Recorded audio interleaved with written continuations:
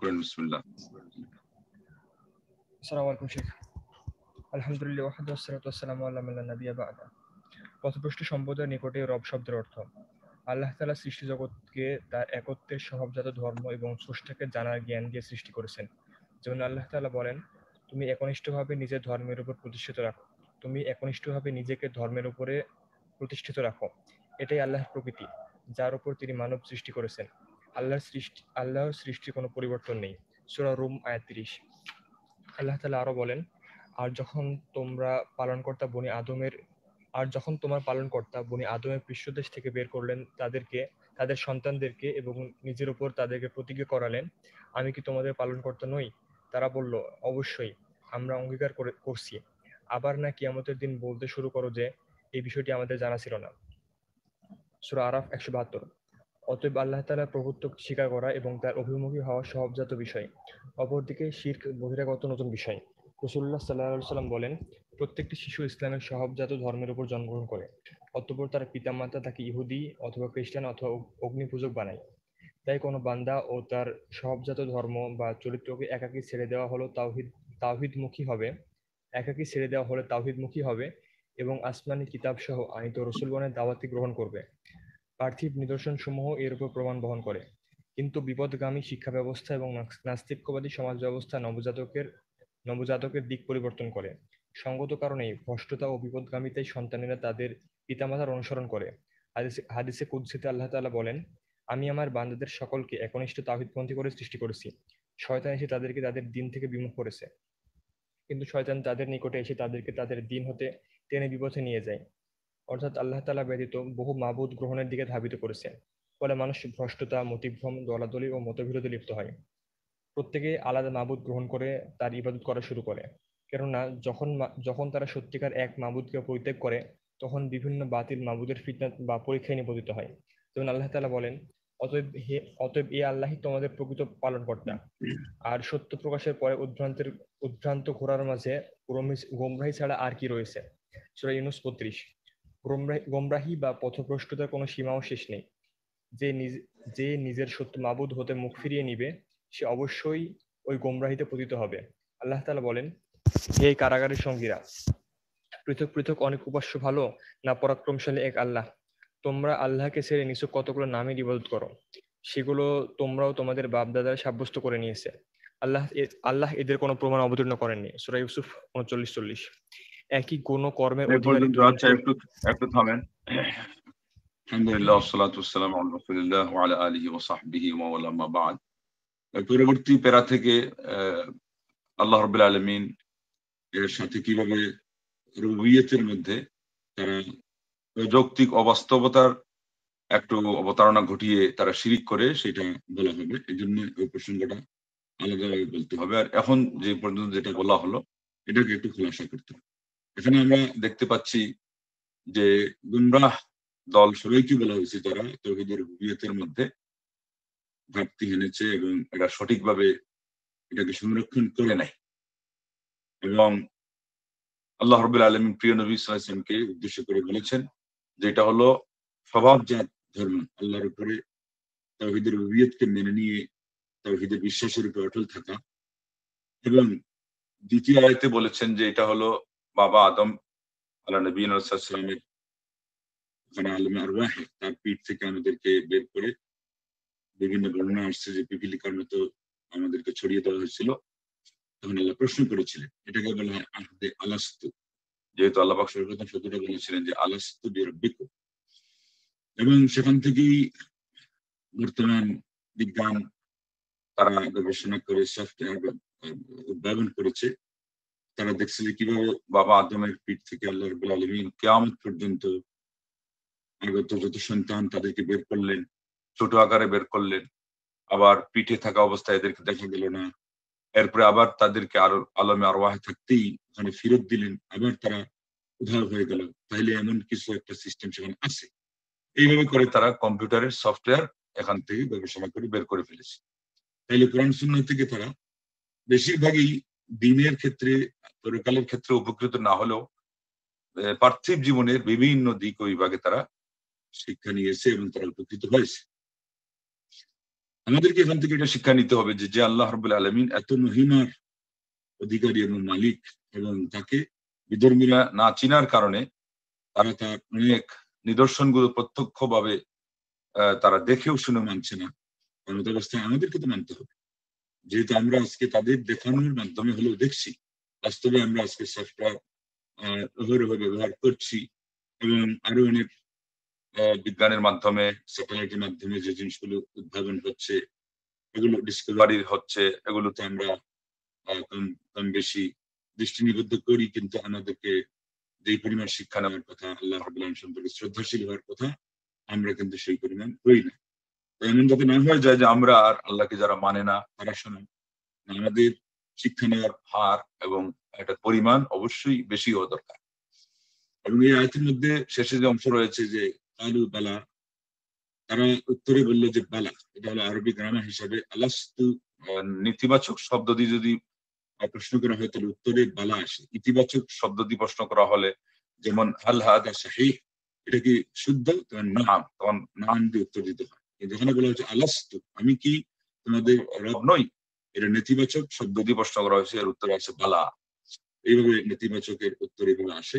এরপরে আল্লাহ পাক বললেন শাহিদ না, আমি তোমাদের সাক্ষ্যটা নিয়ে নিলাম কি জন্যে, আন তাকুলু ইয়াউমাল কিয়ামতি ইন্না কুন্না আন হাদা গাফিলিন, কিয়ামতের দিন যাতে তোমরা না বলে দাও যে আমরা এর থেকে উদাসীন ছিলাম। এই অংশের অনুবাদে আসছে, কিন্তু আয়াত বইয়ের মধ্যে পুরোটা আসে নাই। শেষে আবার থেকে গেছে আও তাকুলু ইন্নামা আশরাকা আবাউনা মিন ক্বাবলু ওয়া কুন্না যুররিয়াতাম মিন বা'দিহিম আফাতুহলিকুনা বিমা ফাআলাল মুবতিলুন। অথবা তোমাদের কেউ এটাও বলতে পারতো, কিয়ামতের দিন গিয়ে বললে বলে বলতে পারতো যে আমরা তো উত্তরসূরি না ছিলাম, ওদের সন্তান না ছিলাম, তো ওরা না আপনাকে অস্বীকার করছে, আমরা ওদের দেখা দেখি কাফির ঘরে জন্ম নিয়ে কাফির হয়ে গেছি, আমাদেরকে তো দাওয়াত দেওয়া হয় নাই, তো আপনি কি এই বাতিল পন্থীরা যেটা করছে তাদের অপরাধের কারণে আপনি আমাদেরকে পাকড়াও করবেন? এই সুযোগটা কিন্তু দুনিয়াতেও নাই। আল্লাহ রাব্বুল আলামিন দাওয়াত পৌঁছে দিয়েছেন। পরে দেখবেন যে শব্দ শেখ বলছেন, হাদিসেও আসছে যে একটা কাঁচা ঘর পর্যন্ত বাকি থাকে নাই, আল্লাহ রাব্বুল আলামিন এই দাওয়াত পৌঁছাই দিয়েছে।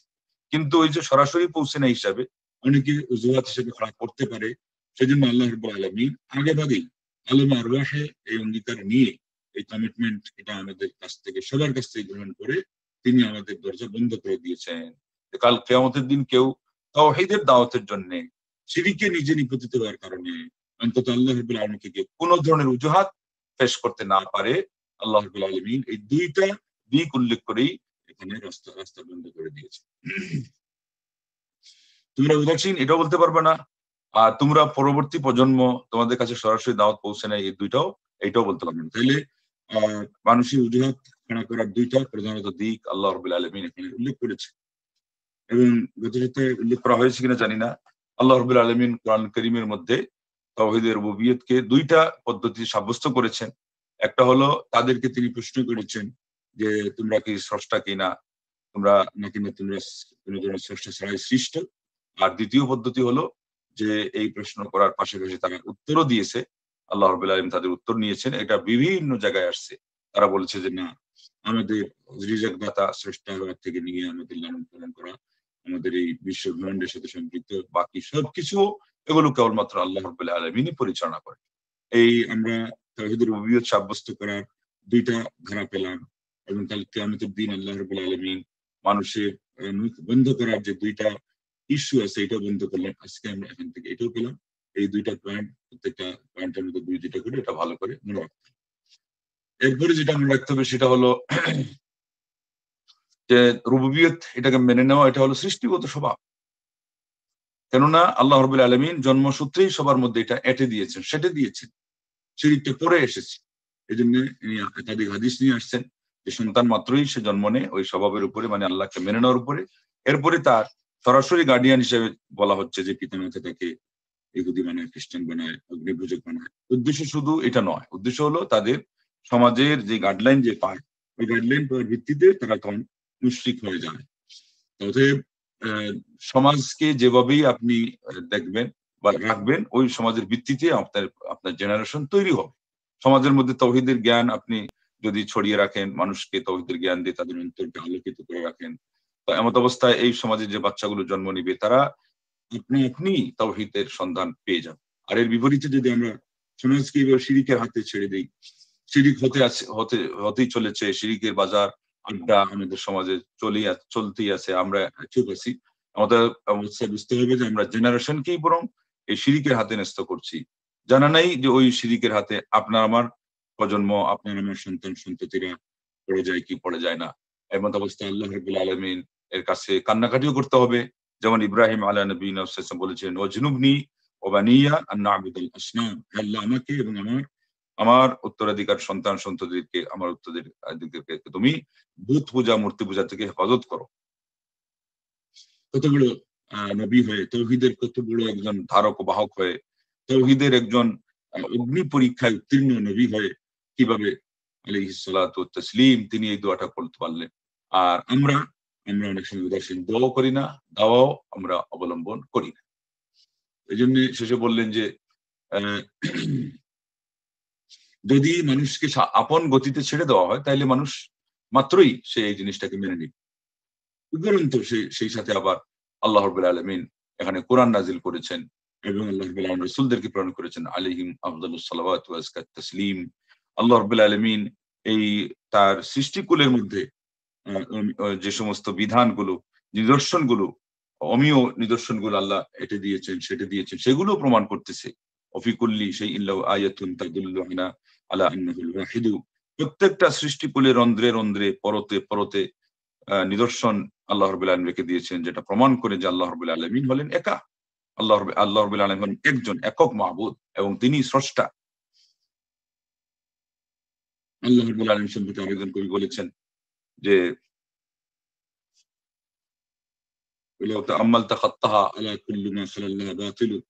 যদি তুমি চিন্তা করতে মা بلغ المهدون لك مدحة وإن أطنبوا إن الذي فيك أعظم لك الحمد كل الحمد لا مبدأ له ولا منتهى والله بالحمد أعلم। সকল কিছুই আল্লাহ রাব্বুল আলামিনের উদ্দেশ্যে সাক্ষ্য দিচ্ছে যে আল্লাহ রাব্বুল আলামিন হলেন একক। আর সেটা চিন্তা করলেই মানুষ বলতে বাধ্য হয় যে সকল প্রশংসার মালিক কেবলমাত্র আল্লাহ। আর আল্লাহ রাব্বুল আলামিন প্রশংসার পরিমাণ কত হবে ওই পরিমাণটা পর্যন্ত আমরা জানি না, যার ফলে আমাদেরকে এক বাক্যে বলতে হবে যে আল্লাহ সকল প্রশংসার মালিক তুমি। এই পরিমাণটার মূলত জ্ঞান কেবলমাত্র রয়েছে আল্লাহ রাব্বুল আলামিনের নিকটেই। এইভাবে আল্লাহ পাক নবী সাল্লাল্লাহু আলাইহি ওয়াসাল্লাম অনেক হাদিস বলছেন যা আমার বান্দাদেরকে, আল্লাহ হাদিসে কুদসিতে আল্লাহ নিজেই বলছেন, আমি আমার উপরে বিশ্বাসকারী হিসাবে এককভাবে আমার প্রতি ধাবিত বান্দা হিসেবে সৃষ্টি করেছি, পরে সাথে তাদেরকে বিভ্রান্ত করেছে।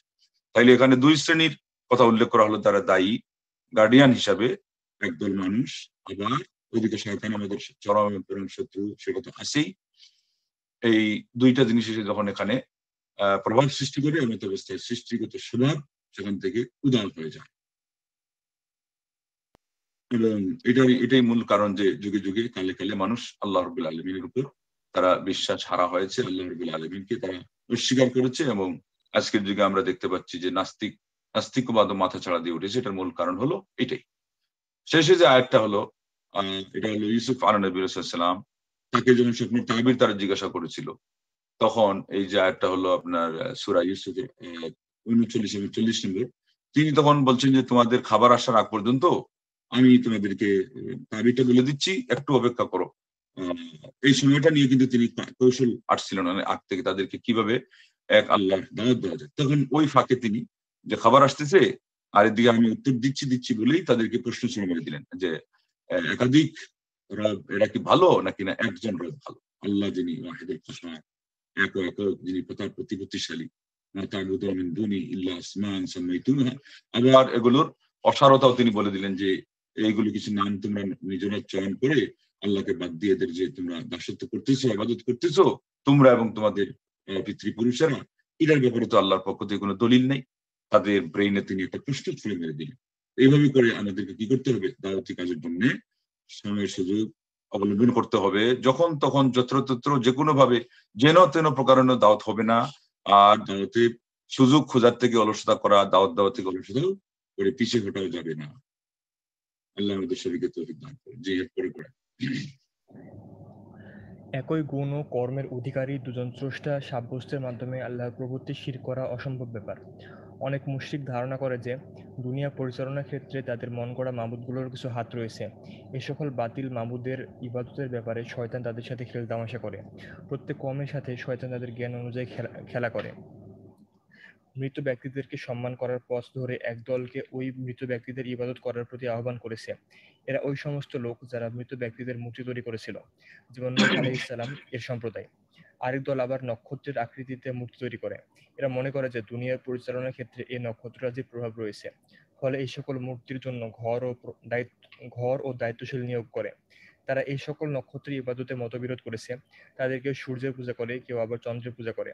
অনেকে আবার চন্দ্র সূর্য ব্যতীত অন্যান্য নক্ষত্রগুলোরও পূজা করে। এমনকি প্রত্যেক নক্ষত্রে আলাদা মূর্তি তৈরি করেছে।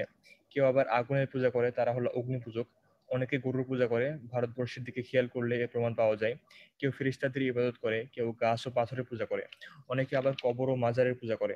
এই সকল ইবাদত ও পূজার কারণ হলো এরা প্রত্যেকেই এই সকল বস্তুর মাঝে রুবুবিয়্যাহ তথা প্রভুত্বের কিছু বিশেষত্ব রয়েছে বলে ধারণা করে। তাদের অনেকেরই ধারণা এই সকল মূর্তিগুলো অদৃশ্য বস্তুর প্রতিকৃতি। ইবনুল কাইয়িম রাহিমাহুল্লাহ বলেন, অদৃশ্য আচ্ছা, মাবুদের একটু থামেন, এখানকার খোলাসাটা হয়ে যাক, পরে একসাথে বলতে গেলে আবার কিছু বাদ পড়ে যায়। একটু থামেন। তো এখানে তিনি উল্লেখ করতেছেন যে কিভাবে তারা এমন কাজ করতে যায় যেটা বাস্তবে অসম্ভব। যেহেতু রব হিসাবে আল্লাহ রাব্বুল আলামিন যে এক, এটা শুধুমাত্র বিশ্বাসের দিক থেকে নয়, এটা বাস্তবতার দিক থেকেও এক, এটা সুসাব্যস্ত। কেননা পৃথিবীর ইতিহাসে আজ পর্যন্ত কেউ স্রষ্টা হিসেবে নিজেকে দাবি করতে পারে নাই, এই দুঃসাহসিকতা দেখাইতে পারে নাই। কিন্তু এরপরেও মানুষ কি করছে, অন্যরা তাদের ব্যাপারে এই গুণটা স্বীকৃতি দিয়ে তাদেরকে মাবুদের আসনে বসিয়ে দিয়েছে। সেটাও কিন্তু দাবি করতে গিয়েও যে ফুললি তারা যে স্রষ্টা এটা করতে পারে নাই। এই জন্য তিনি উদাহরণ দিচ্ছেন, এবং এক একজনের কাছে যে ভিন্ন ভিন্ন মাবুদ, ভিন্ন ভিন্ন দৃষ্টিভঙ্গি থেকে যে এদেরকে এই গুণ দিয়ে তারা বিভূষিত করেছে, মনে করেছে যে এরা এই গুণের মালিক, ব্যাস দাবি করেছে এতটুকুই মাত্র। কিন্তু এছাড়া তারা আসলে এই জিনিসগুলোর মালিক আদৌ হবে না এবং তার কোথাও নয়। এই জন্য কেউ কেউ বলছে যে আমাদের এনারা এই কাজে তাদের দখল আছে। এই করতে গিয়ে একদল বলছে যে, উনি বলছেন যে সব হলো শয়তানের খেলা, শয়তান তাদেরকে শিখিয়ে দিয়েছে। ওই যে আগে বলা হয়েছিল যে তৌহিদ থেকে বারণ করে দুই পক্ষ, গার্ডিয়ান পক্ষ যারা মানব শ্রেণীর, আর ওইদিকে শয়তান তো আছেই। এখন এখানে যেটা হচ্ছে, এটা কিন্তু সরাসরি শয়তান করে, যে সে বাধাও দিয়ে উপরন্তু তাদের সামনে এসে কি করে মাবুদ নির্ণয় করে দেয়। ওই যে হাদিসে আসছে না যে নূহ আলাইহিস সালামের ওখানে 10 যুগ পর্যন্ত, না 10 শতাব্দী পর্যন্ত, 10 শতক পর্যন্ত মানুষ সবাই তাওহীদের উপরে ছিল। এরপরে ওনার কওমের যে ওয়াদ, সুওয়া, ইয়াগুস, ইয়াউক, নাসর, এদেরকে এসে বলে দিল যে এরা হলো তোমাদের সৎ ব্যক্তি ছিল, ইত্যাদি ইত্যাদি ঘটনার প্রায় সবারই জানা আছে, আগের সময় সেটা ব্যাখ্যা করা হয়। তাইলে আমরা এখন যেটা বলতে চাচ্ছি যে এইভাবে করে এটা, এই যে কথাটা বলে দিবে তাদেরকে, এটা শয়তান বলে দিল। এই জন্য তিনি এখন বলতেছেন যে শয়তান এসে তাদেরকে এই জিনিসগুলো কানে দিয়েছে এবং তাদেরকে নিয়ে খেলতামশা করে এই সমস্ত ভাগ ভাগ করে এক এক পক্ষের জন্য এক এক ধর্মের মাবুদ ঠিক করে দিয়েছে।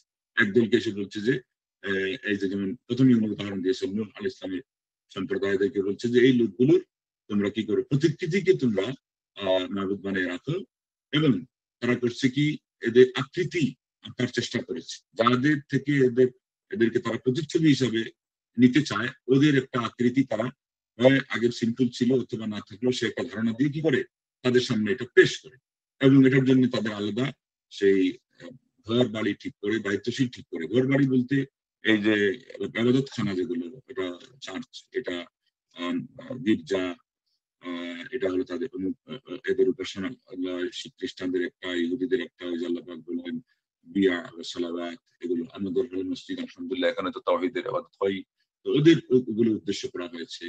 ঠিক তদ্রুপ মাজার, এটাও শেষ পর্যন্ত এর ভিতরে শামিল। হিন্দুরা যে মূর্তিগুলো পূজা করে এগুলোর জন্য একটা জায়গা থাকে, এখানে এটাই উদ্দেশ্য।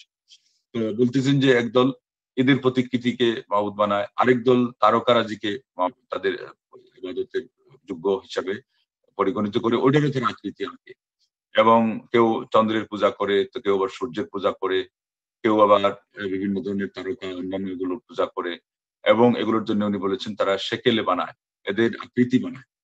প্রত্যেকটা একটা সুনির্ধারিত আকৃতি বানায় তারা এগুলো ইবাদত করে। আবার কেউ অগ্নি পূজা করে, যারা হলো মাজুস বলা হয় বা পারস্যের যেগুলো ছিল। এবং তাদের মধ্যে কেউ আবার গাভীর পূজা করে। গাভীর পূজা এখানে এটার জন্য ঘর লাগে না, এটা সরাসরি রেখে তারা পূজা করে যেখানেই পায় সেখানে। এবং এখানে একটা ঘটনাও আছে, গাভীর পূজা যে করার কারণে যে মানুষ কত বোকামির কাজ করে, এবং এই বোকামিতে অনেক সময় আরেক দল তাদের কোনো বিপদে তারা মুক্তির ব্যবস্থাও করে নিতে পারে, তার একটা প্রমাণ হলো এরাবিয়ানরা একবার ভারতে গেছে তারা লেখাপড়া করার জন্য স্কলারশিপ নিয়ে, অথবা যে কোনো কাজেই তারা গেছে। ওখানে যাওয়ার পরে ওই এলাকায় গরু জবাই করে খাওয়া হারাম, তারা জানে যে নিষিদ্ধ। তারা করছে কি রাতের আধারে গরু জবাই করছে, এদিকে পুলিশ এর কাছে খবর পৌঁছে গেছে যে অমুক জায়গায় তোমাদের দেবতাকে তারা জবাই করে খাওয়ার ব্যবস্থা করতেছে। ওরা পৌঁছে গেছে। এরাবিয়ানদের বুদ্ধি কিন্তু এমনি অন্যদের তুলনায় প্রখর। তাৎক্ষণিক যে এরকম একটা বুদ্ধি বের করবে, তাদের একটা আকিদা, ভুল আকিদাকে সামনে রেখে, এবং তারা রক্ষা পেয়ে যাবে, এটা তো সবার পক্ষে সম্ভব না। যখনই এরা ওদের দরজা পর্যন্ত পৌঁছে গেছে, এদের খবর হয়ে গেছে যে পুলিশ বাহিনী আসছে, এবার তো আমাদের রক্ষা নেই, আমাদের গ্রেফতার তো করবেই, আর কত শাস্তি যে হবে আল্লাহ ছাড়া কেউ জানে না। ওরা তখন সাথে সাথে এই এটাকে ছিলার কাজও হয়ে গেছিল, চামড়া টামড়া ছিলা হয়ে গেছিল, কিছু কাটা চোরার কাজও তারা চালিয়ে দিচ্ছে। এই সময় বের হচ্ছে, সাথে সাথে তারা তখন বড় বড় কয়েকটা কম্বল চাদর টাদর এগুলো দিয়ে এটাকে ধরাও দিয়ে, যেমন নাজারের মতো করা হয়, দিয়ে তারা করছে এটার সামনে নমনম করা শুরু করছে হিন্দুদের যে ভঙ্গিমা অনুযায়ী। তো ওরা এসে দেখছে এই কাজ হচ্ছে, তখন এরা জিজ্ঞাসা করলো আকার ইঙ্গিতে, এরা তো আরবি বুঝে না, এরা ওদের ভাষা বুঝে না। তো ওরা বুঝাইলো যে আমরা আমরা তো এটাকে পূজা করতেছি। এরপরে কি আর করবে, ওদেরকে আরো সম্মান টম্মান দেখে তারপরে তারা আরো বিদায় নিয়ে চলে গেল।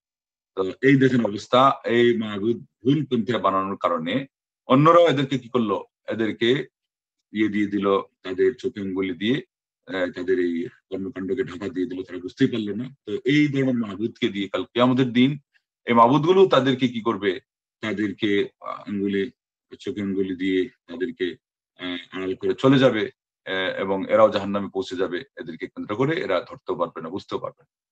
লা হাওলা ওয়ালা কুওয়াতা ইল্লা বিল্লাহ। এরপরে তিনি বলছেন কেউ কেউ ফিরিস্তার পূজা করে, কেউ কেউ গাছের পূজা করে, কেউ কেউ পাথরের পূজা করে, কেউ কেউ কবর এবং মাজারের পূজা করে। এগুলো তো মুসলিম সমাজে বেশিরভাগ আমরা দেখতে পাচ্ছি। আউযু বিল্লাহ ওয়াল ইয়াযু বিল্লাহ লা ইলাহা ইল্লা আনতা সুবহানাকা ইন্না কুন্না মিনাজ জালিমিন। আর এই সবগুলো হলো এই সমস্ত জিনিসের মধ্যস্থতায়, যেগুলোকে তারা রুবিয়তের কিছু বৈশিষ্ট্য দিয়ে তারা এগুলো কি করে, তারা এগুলোর আকৃতি ধারণ করায় এবং এগুলোকে তারা নির্মিত করে।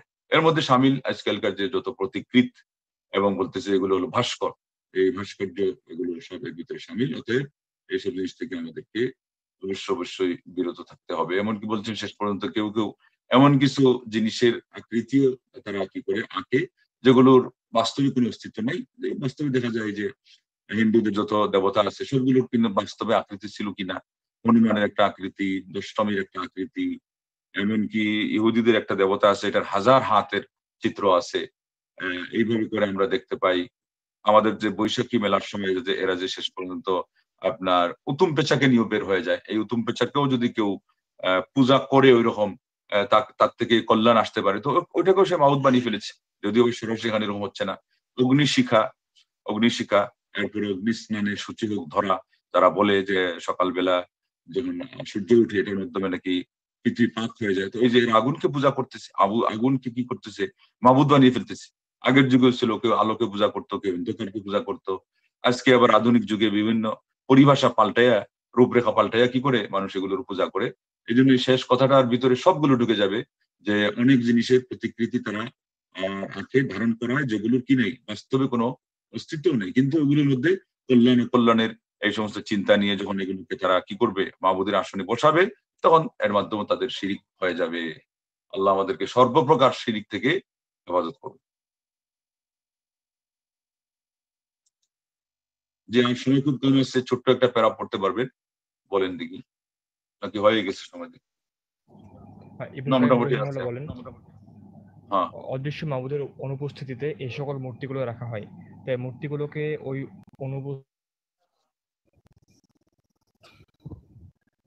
যাতে করে এই মূর্তিগুলো ওই অনুপস্থিত যাতে করে এই মূর্তিগুলো ওই অনুপস্থিত মাবুদের স্থলাভিষিক্ত হতে পারে। প্রয়োজন বিদিত যে কোনো জ্ঞানী ব্যক্তি স্বহস্তে এক খণ্ড কাঠ দিয়ে তৈরি মূর্তি বা পাথরকে দাঁড় করিয়ে তাকে নিজের মাবুদ বা ইলাহ হিসেবে বিশ্বাস করতে পারে না। যেমন অতীত ও বর্তমান যুগের কবর পূজারীরা ধারণা করে যে এই সকল মৃত ব্যক্তি তাদের জন্য সুপারিশ করবে, তাদের প্রয়োজন পূরণে আল্লাহ ও তাদের মাঝে মাধ্যম হিসাবে কাজ করবে। তারা বলে, আমরা তাদের ইবাদত এজন্য করি যে যেন তারা আমাদেরকে আল্লাহর নিকটবর্তী করে দেয়। সূরা জুমার ৩। আল্লাহ তাআলা আরো বলেন, তারা তারা তারা আল্লাহকে বাদ দিয়ে এমন বস্তুর উপাসনা করে যা না তাদের কোনো ক্ষতি সাধন করতে পারে না লাভ। তারা বলে, এরা তো আল্লাহর কাছে আমাদের সুপারিশকারী। অপরদিকে আরবের কিছু মুশরিক এবং খ্রিস্টানরা তাদের মাবুদদের ক্ষেত্রে ধারণা করে যে এরা হলো আল্লাহর সন্তান। আরবের মুশরিকরা ফেরেশতাদেরকে আল্লাহর কন্যা মনে করে তাদের ইবাদত করত। খ্রিস্টানরা ঈসা আলাইহিস সালামকে আল্লাহর পুত্র মনে করে তার ইবাদত করত। আচ্ছা, এই পর্যন্তই থাক। তো এখান থেকে আমরা ইমাম ইবনুল কাইয়িম রাহিমাহুল্লাহর কথা আরো বিষয়টা পরিষ্কার পাচ্ছি যে উনি বলছেন যে তারা এইভাবে করে একটা উধাও এবং অনুপস্থিত এবং অজানা, এখানে এটাই উদ্দেশ্য, এরকম কিছু মানুষের প্রতিকৃত তারা বানিয়ে এগুলোকে তারা দেবতা বানিয়ে ফেলে, দেবতা হিসাবে এগুলোকে নির্ণয় করে ফেলে এবং ওই আসল দেবতার জায়গায় তারা বসায়। এখানে উনি বলতে চাচ্ছেন যে এটা যে আরো বড় বোকামি। আগে যেটা করছে তারা ভুল শুদ্ধ বাসরি ছাড়াই যদি আমরা বলি, তো একটা জিনিস ছিল, একটা মানুষ ছিল, একটা তারকা ছিল, একটা সূর্য ছিল, ওটার তারা চেষ্টা করেছে ওটার আদলে কোনো কিছু তৈরি করে। এরপরে এক পর্যায়ে এমন এসে গেলো যে কোনো জিনিসই নেই, তারা একটা ধরে নেওয়ার মতো করে তাদের চিন্তার জগতে বানিয়ে নিল। ওই যে ওইদিন শুনেছিলেন যে একটা ডিম হলো বাস্তবে, আর একটা হলো মানে চিন্তার জগতে। চিন্তার জগৎ থেকে একটাকে মাবুদ বানিয়ে তারা এটারও একটা শেকেল দিয়ে দিল, আর ওইটাকেও তারা কি করলো যে ওই আসল দেবতার জায়গায় বসে দিল। যেখানে আসলই নেই ওই জায়গায় আরেকজনকে স্থলাভিষিক্ত বানানো, এটা হয় কেমনে? এটা কিভাবে মেনে নেওয়া যায়? তারপরে তিনি বলছেন যে এটা কোনো সকল মানুষের কাছে এটা জানাশোনার বিষয়, সর্বজন বিদিত, যে কিভাবে করে একজন মানুষ কাঠখড়ি দিয়ে, লাকড়ি দিয়ে, পাথর দিয়ে একটা জিনিস বানিয়ে খোদাই করে হোক, কাটিয়ে করে হোক, এরপরে সে বিশ্বাস করে ফেলে যে এটা তার মাবুদ, তার নিজ হাতে বানিয়েছে। এটা হলো অত্যন্ত আশ্চর্যের বিষয়। এটার তিনি হাওয়ালাও দিয়েছেন, কোন কিতাব থেকে বলা হয়েছে। এটা হলো ইগাসাতুল লাহফান আন মাসাইদিশ শাইতান, ইমাম ইবনুল কাইয়িম রাহিমাহুল্লাহ ভুবন বিখ্যাত একটি বড় কিতাব, দ্বিতীয় খণ্ড 220 পৃষ্ঠায়। এই বিষয়ে এই ধরনের একটা বিষয় শুধু সঈদুল খাতির এটার মধ্যে কিছু বিষয় এনেছিলেন ইমাম ইবনুল জৌজি রাহিমাহুল্লাহ, আর এরপরে এটাকে বিশদভাবে এনেছেন ইমাম ইবনুল কাইয়িম রাহিমাহুল্লাহ, যে শয়তান মানুষকে কিভাবে নিয়ে খেলা করে। ইবনুল কাইয়িম রাহিমাহুল্লাহ বলতে বলতে এটাও বলেছেন যে আলিম সমাজকেও নিয়ে শয়তান খেলা করে, আবিদদেরকেও নিয়ে শয়তান খেলা করে। কিভাবে? যে জিনিসের যতটুকু গুরুত্ব না, সেই জিনিসের ততটুকু গুরুত্ব যখন একজন এর মনের ভিতরে বসাই দেওয়া হয়, ঢুকাই দেওয়া হয়, তো উনি বলছেন যে এটাই হলো শয়তানের একটা খেলা। এই উদাহরণ দিতে উনি বলেছেন যে কারি সাহেবের যখন কেরাতের মধ্যে উচ্চারণ করতে গিয়ে খুব বেশি বাড়াবাড়ি করে বলছেন যে এটাও কিন্তু শয়তানের খেলা। যে কোরআনের অনুবাদ থেকে দূরে সরাইয়া মোটামুটি তার মৌলিক যে শুদ্ধতা, এখান থেকে তাদেরকে আরেকটু উপরে এনে বুঝাচ্ছে যে আমরা খুব বেশি ভালো কাজে সময় দেওয়াচ্ছি। এইভাবে অনেক আবিদদেরকে নফল ইবাদত লাগাই দিচ্ছে, এইদিকে ফরজের খবর নেই, অথবা নফল ইবাদত লাগাচ্ছে ওইদিকে হকুকুল ইবাদ, সে যে তার সংসার আছে এটার কোনো খবর নেই। এইভাবে করে তিনি এই কিতাবের মধ্যে বেশিরভাগ পয়েন্ট আউট করেছেন। এই জন্য বইয়ের নাম লিখেছেন ইগাসাতুল লাহফান আন মাসাইদিশ শাইতান। শয়তানের বিভিন্ন ধরনের শিকার করার যে সমস্ত ফন্দি ছন্দি আছে, এগুলো থেকে যারা ত্রাণ পেতে চায়, উদ্ধার পেতে চায়, এই সমস্ত মানুষের সহযোগিতা তিনি এই বই দিয়ে তাদেরকে এখানে গাইডলাইন করেছেন। এই ধরনের বই আজকাল আমাদের সমাজে নাইও, উর্দুতে হয়তো অনুবাদ হয়েছে, এখন বাংলাতে অনুবাদ হয়েছে কিনা জানি না। এগুলো খুবই প্রয়োজন, তাতে মানুষ বুঝতে পারবে যে কোন কোন প্রবেশদ্বার দিয়ে শয়তান মানুষকে ধোঁকা দেয়। সে ধোঁকা দিতে প্রথমে আসে তাওহীদের ক্ষেত্রে, এরপরে আসে অন্যান্য ফরজের ক্ষেত্রে, তারপরে আসে যেগুলো তার পরবর্তী গুরুত্বের দিক থেকে নফলের ক্ষেত্রে, এরপরে আসে যেটা অধিক উত্তম ওইটা বাদ দিয়ে তার চেয়ে যেটা মন্দ বা হালকা উত্তম ঠিকই, কিন্তু ওইটার তুলনায় অপেক্ষাকৃত কম, ওটার মধ্যে সে এসে যায়। এইভাবে করে কোনো শেষ পর্যন্ত সে মোবাহের দিকে এসে যায়, যে মুডের উপরে বৈধ, যাতে করে আস্তে আস্তে এটা দিয়ে মানুষকে হারামের প্রতি নিয়ে যেতে পারে। যেমন খেলাধুলার কিছু পদ্ধতি আছে যে প্রথমে বৈধ থাকে, এরপরে হারাম পর্যন্ত পৌঁছে যায়। এইভাবে করে শয়তান মানুষকে ধোঁকা দেয়। অতএব এই জিনিসগুলো আমাদের জানা খুবই প্রয়োজন। তারপরে তিনি বলেছেন যে এরাকে অজুহাত খাটায় কোনটা, যে আমরা এদেরকে মাবুদ বানাই নাই, আমরা এদেরকে শুধুমাত্র মাধ্যম হিসাবে নিয়েছি। এটা হলো মারাত্মক পর্যায়ের একটা বাহানা, যেটা আল্লাহ রাব্বুল আলামিনের কাছে পশ্চিমকালে গ্রহণযোগ্য না। আশ্চর্যের বিষয় হলো আজকালও মুসলমান সমাজেও যে পীর মুরিদি করা হয়, এর মধ্যে বড় একটা দল আছে, তারা মনে করে যে এটা হলো আল্লাহ পর্যন্ত পৌঁছে যাওয়ার মাধ্যম।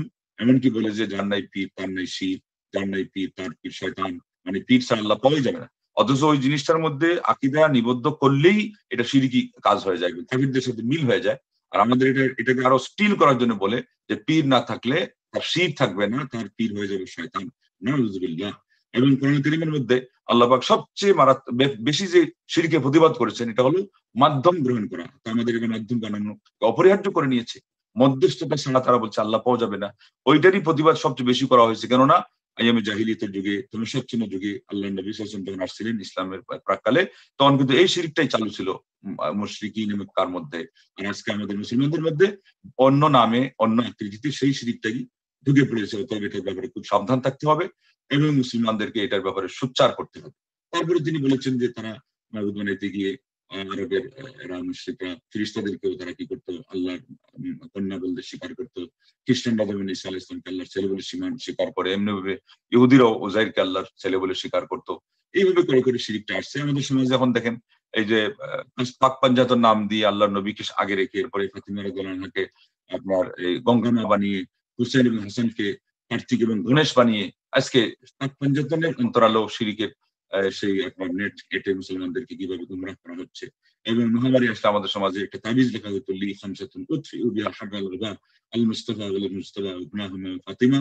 এইভাবে বলে আল্লাহ নাকি বলছেন যে 5 জন ব্যক্তি, আমার বিশেষ ব্যক্তি এমন আছেন, এদের মাধ্যমে আমি তোমাদের এই মহামারী এগুলো দূর করতে পারি। একজন মুস্তাফা মানে আল্লাহ নবীর উপাধি, মুস্তাফা আলী রাদিয়াল্লাহু উপাধি, এটা শিয়ারা ব্যবহার করে। আর ইবনাহুমা তাদের সন্তান হিসাবে নাতিকেও সন্তান বলা হয়, তাদের সন্তান মানে হাসান হোসেন আর ফাতিমা। নাউযুবিল্লাহ। আল্লাহর হাতে আসে তীর, আলীর হাতে জুলফিকার, ফাতিমার হাতে তীর, যেই পথে আইসিস বলা সেই পথে ফির। এইভাবে করে তারা মানে স্লোগান দিত যখন কলেরা আসতো এবং মহামারী আসতো। নাউযুবিল্লাহ। এইভাবে করে মানুষের প্রতিকৃতি বানিয়ে, আল্লাহর প্রতিচ্ছবি বানিয়ে কত রূপে যে শিরিক করেছে এবং ইসলাম সমাজের মধ্যে আজকে এটা ঢুকে আছে, এগুলোর খবর বেশিরভাগ তাওহীদবাদী মুসলমানরা যারা দাবিদার তারাও জানে না। কেবলই যারা তাওহীদ যত বেশি চর্চা করেন তাদের কাছে আল্লাহ ইলম রেখেছেন। অতএব এই ইলমকে আমাদেরকে সবাইকেই সহযোগিতার মাধ্যমে আরো বেশি চর্চা করতে হবে এবং শিরিক মুক্ত সমাজ গড়ার জন্য আমাদেরকে আত্মনিয়োগ করতে হবে। আল্লাহ রাব্বুল আলামিন আমাদের সবাইকে এই তৌফিক দান করেন যে আমরা সর্বপ্রথম এবং সর্বপ্রধান যে কাজ, নবীদের রাসূলদের যে মিশন, তাওহীদকে আমরা মানুষের সামনে এস্টাবলিশ করা, শিরককে উৎখাত করা, আমরা এই কাজ যেন করতে পারি সার্থকতার সাথে, সফলজনকভাবে। আল্লাহ আমাদেরকে তৌফিক দান করেন। আমিন। ওয়া আখিরু দাওয়ানা আলহামদুলিল্লাহি রাব্বিল আলামিন। আসসালামু আলাইকুম ওয়া রাহমাতুল্লাহি ওয়া বারাকাতুহু। সুবহানাকাল্লাহুম্মা ওয়া বিহামদিকা আশহাদু আল্লা ইলাহা ইল্লা আনতা আস্তাগফিরুকা ওয়া আতুবু ইলাইক।